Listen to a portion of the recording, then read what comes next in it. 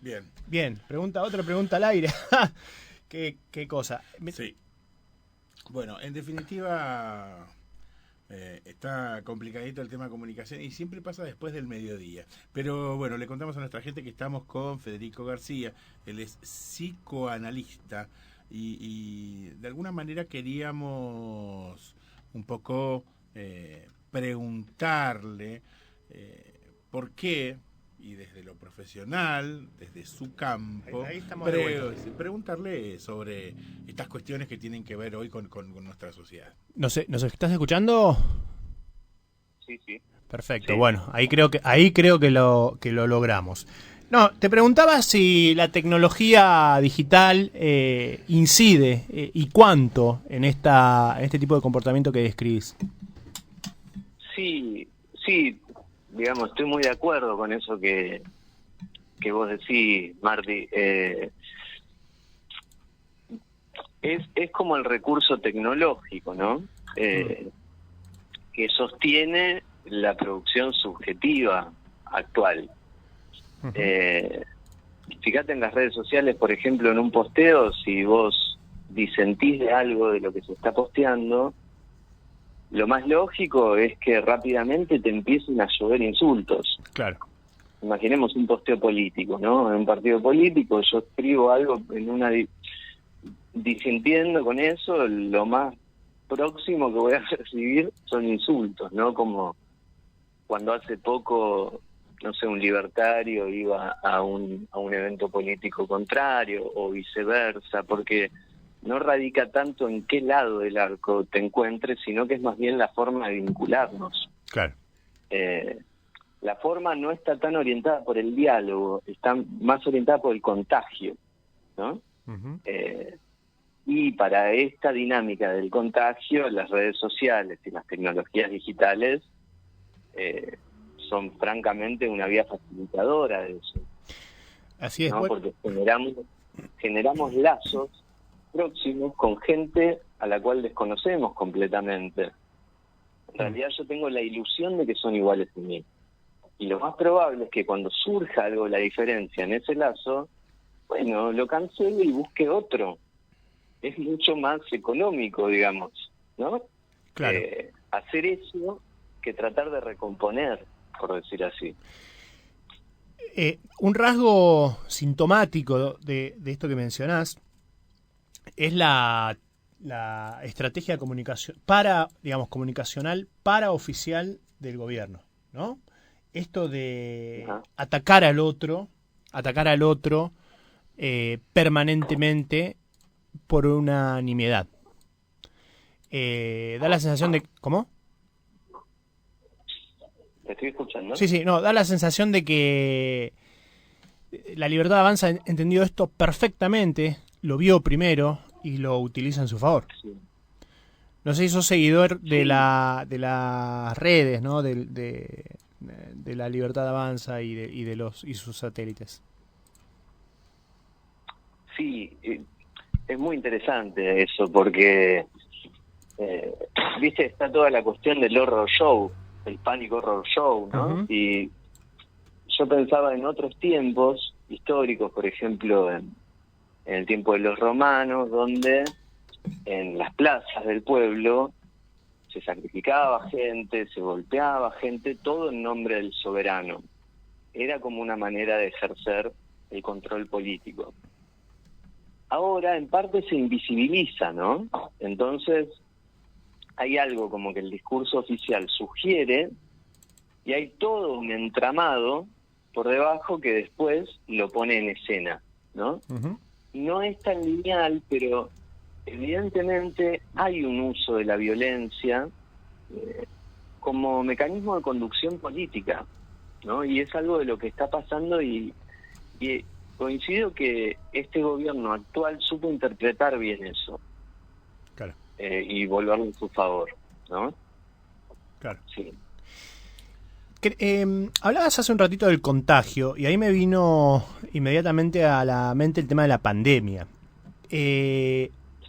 ¿Ha habido un cambio observable en el comportamiento de los pacientes de la pandemia en adelante? Sí, radicalmente hubo un cambio en los pacientes y en los analistas también, ¿no? Porque, bueno, por ejemplo, algo bien palpable, y es que ahora el 70% de mi trabajo de consultorio lo realizo a través de una pantalla. Claro. Y antes de la pandemia posiblemente atendía un paciente o dos a través de una pantalla. Y eso que parece simplemente una cuestión técnica, no lo es. Cambia en lo que hace a la estructura del lazo entre las personas. Y también, de la pandemia esta parte, sucedió que la imagen del semejante se alejó mucho más. Y se radicalizó esta idea como de la propia burbuja. La propia burbuja del individualismo, la propia burbuja del proyecto, la propia burbuja de la sanidad, ¿no? Entonces, toda esa negatividad va a parar al registro del otro. Entonces, bueno, somos personas a las que cada vez nos cuesta más encontrarnos, porque nos toleramos menos. Claro, claro. Sí. Bueno, el algoritmo, las redes sociales y las discursividades que usufructúan esto, justamente lo hacen con este sesgo, me parece. Claro. Que es como alimentando el registro de uno mismo. Sin duda. Y eso es muy efectivo, evidentemente. Federico, le contamos a nuestra gente que estamos con Federico García, él es psicoanalista, si no me equivoco, si lo dije bien. Federico, recién hablabas de la burbuja, del individualismo, del yo. Creció mucho esto con la llegada, me parece, de las redes sociales, del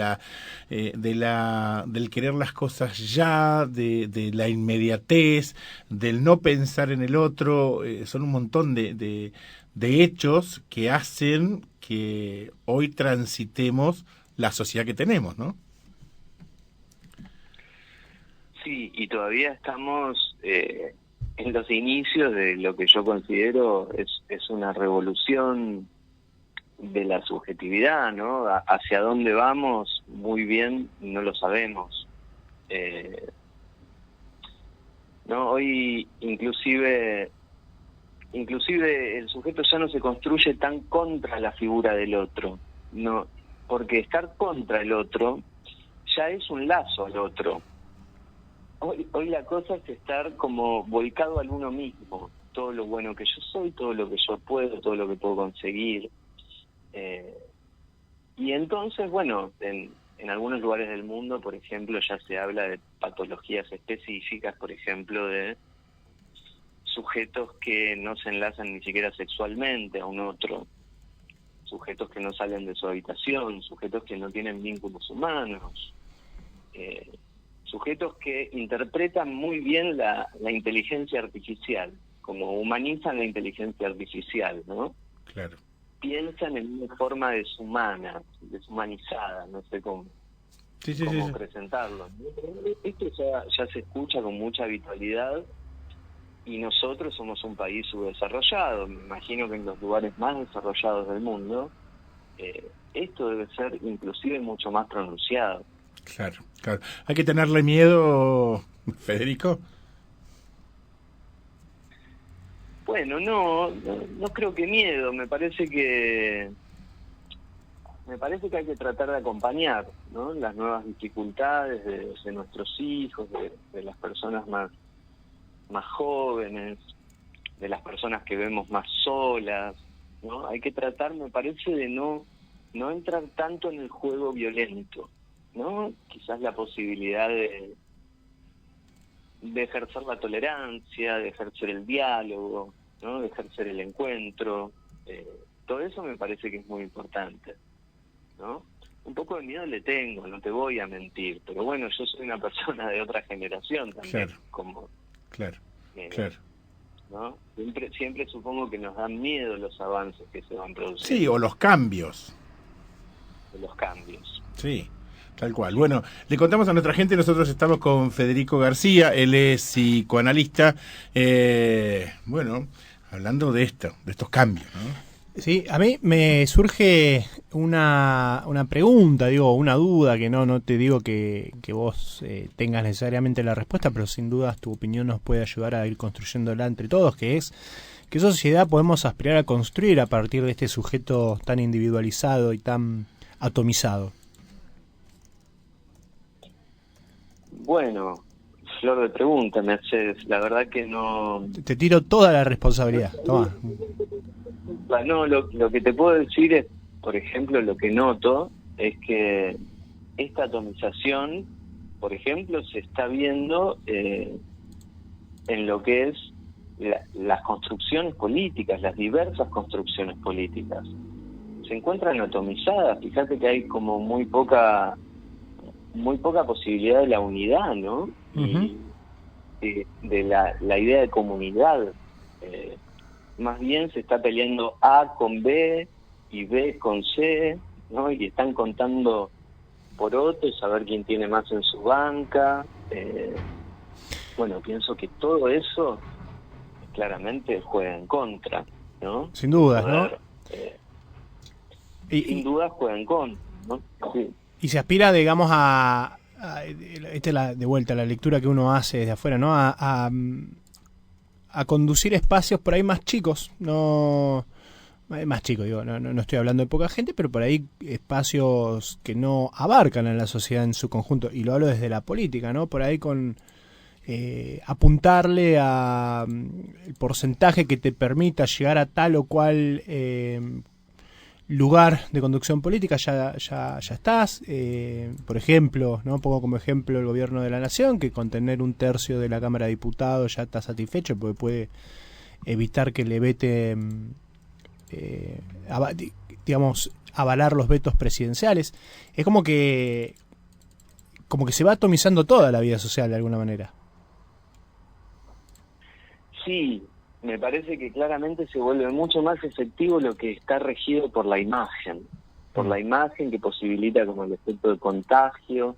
Todo eso se va volviendo más efectivo, todo lo que está como orientado por la discursividad, el contraste de ideas, todo eso requiere mucho más trabajo y es un poco más lento, menos efectivo, digámosle, ¿no? Lo que es problemático. Entonces me parece que, bueno, también se trata como de poder aprender un poco del manejo de estas herramientas, ¿no? Y de estas discursividades. Es necesario poder aprender eso, poder ver algo bueno en el otro. Claro. Hacer un poco ese ejercicio, ¿no? Claro. Que es difícil porque estamos todos atravesados por esta potencia del uno mismo. Totalmente. ¿No? Entonces nos cuesta mucho ver más allá de eso. Me hago parte de eso porque a mí también es algo de la época actual, ¿no? Sí, es un rasgo de época. Sí. Bueno, Federico, te agradecemos muchísimo por este rato, por esta conversación. Y bueno, hasta la próxima, seguimos en contacto. Bueno, algo pudimos decir. Gracias, Martiniano. Gracias, Martín. Les mando un abrazo muy grande.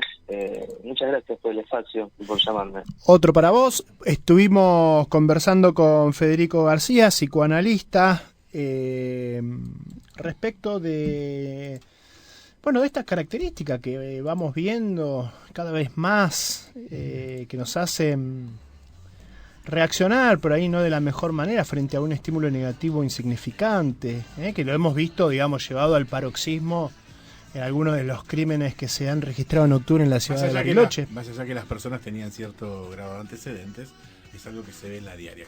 Me quedo con 4 títulos que pondría. Dice, me encantó el declive del nombre del padre, y esto tiene que ver con que los sujetos no se sienten tan contenidos por las instituciones. Bien. Uh-huh.